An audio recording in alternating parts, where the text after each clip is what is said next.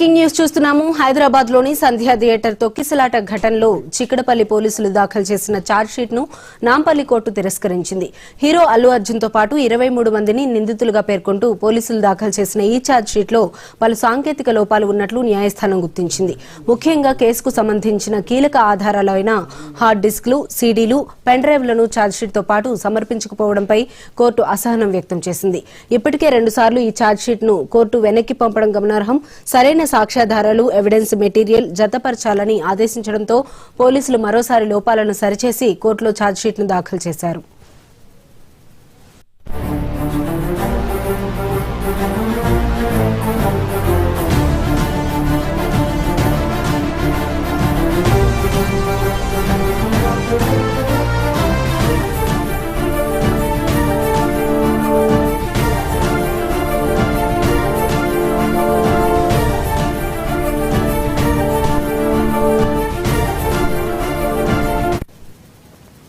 హైదరాబాద్ లోని సంధ్యా థియేటర్ తొక్కిసలాట ఘటనలో చిక్కడపల్లి పోలీసులు దాఖలు చేసిన ఛార్జ్ షీట్ ను నాంపల్లి కోర్టు తిరస్కరించింది.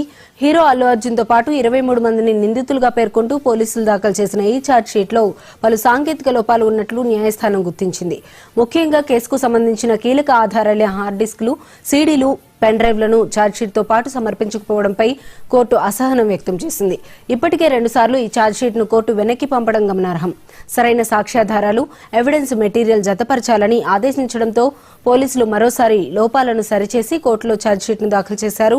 ఇక ఇదే అంశానికి సంబంధించి మరింత సమాచారం మా స్పెషల్ కరెస్పాండెంట్ దుర్గేష్ అందిస్తారు. దుర్గేష్, చెప్పండి.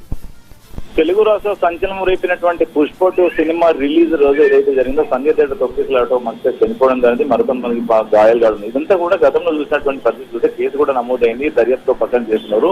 కానీ దీంట్లో కేసులో భాగంగా సినిమా థియేటర్ సంబంధించినటువంటి మేనేజ్మెంట్ కానివ్వండి, సెక్యూరిటీ సిబ్బంది కానివ్వండి, ఆ రోజు వెళ్ళినటువంటి అల్లు అర్జున్ వీళ్ళందరితో పాటు కలిపి 23 మంది పైన కేసు నమోదు చేసినటువంటి చిక్కడపల్లి పోలీసులు విచారణ చేస్తున్నటువంటి నేపథ్యంలోనే ఇంతకుముందు ఆల్రెడీ పోలీసులు ఛార్జ్షీట్ నాంపల్లి క్రిమినల్ కోర్టులో దాఖలు చేశారు. చేసినప్పుడు కూడా అప్పటికి కూడా సరైన టెక్నికల్ ఎవిడెన్స్ లేదని చెప్పి చెప్పినట్టు నేపథ్యంలో మళ్ళీ తిరిగి పోలీసులు మళ్ళీ దర్యాప్తు చేసి మిగతా సంబంధించినటువంటి టెక్నికల్ కానివ్వండి, ఆల్రెడీ కానివ్వండి, ఆ రోజు ఏం జరిగింది, సీసీ ఫుటేజ్ సంబంధించిన అన్నింటినీ కూడా పొందుపరిచి పంపించమని మరో పక్కన పోలీసులు చెప్పారు. అదంతా తిరిగి మళ్ళీ ఒకసారి ఛార్జ్షీట్ దాఖలు చేస్తే నాంపల్లి క్రిమినల్ కోర్టు తిరిగి దీనిలో సరైనటువంటి లేవు, అసలు దీనికి సంబంధించినటువంటి ఎవిడెన్స్ లేవు అని చెప్పేసి మరొకసారి కూడా సరిచేసి పంపించాలని చెప్పి మళ్ళీ తిరిగి పంపించడం పరిస్థితి. మరి పోలీసులు మరో పక్కన దర్యాప్తు చేసిన ఇప్పటికి దాదాపుగా 14 నెలలు గడుస్తున్నప్పటికీ కూడా మరి కేసు ఒక పక్కన దర్యాప్తు చేస్తామని చెప్తున్నారు, మరో పక్కన ఛార్జ్షీట్ దాఖలు చేస్తామని చెప్తున్నారు, మరో పక్కన టెక్నికల్ ఎవిడెన్స్ లేవని న్యాయస్థానం చెప్తున్న పరిస్థితి. మరి ఇదంతా కూడా ఏం జరుగుతుందని కూడా అర్థం కాలేని పరిస్థితి మరో పక్కన చెప్తే మొత్తమే.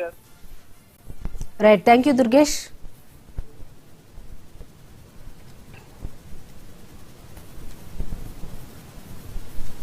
బీఆర్ఎస్ నేత, మాజీ మంత్రి